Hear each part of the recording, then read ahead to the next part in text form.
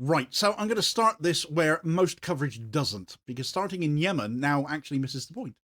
The strategic story here begins at the Bab el-Mandeb Strait, that narrow maritime bottleneck linking the Red Sea to the Gulf of Aden.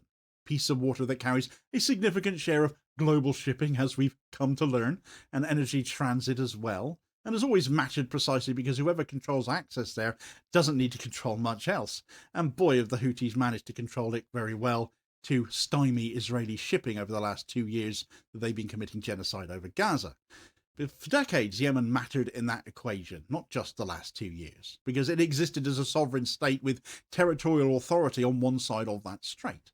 A state capable, at least in theory, of saying yes or no to who moved through its waters and ports. It's been very much more yes than no, as we've come to learn. That function's now collapsed, not as a side effect, but as a consequence of this ceasefire, such as it is. And what ends up replacing the warfare that's been going on is a real question that we need to answer here. Saudi Arabia went into Yemen, of course, claiming to restore a government and preserve a unified state when they took on the Houthis. That project has failed.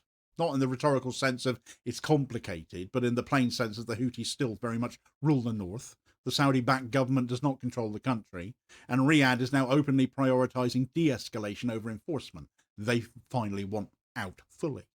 When Saudi Arabia's defence minister is publicly calling on armed allies to withdraw peacefully from territory they've seized, that isn't a posture of authority, it's an admission that the old command structure no longer functions. Yemen's no longer being treated as a state to be restored, but as a problem to be contained, quietened, and eventually exited.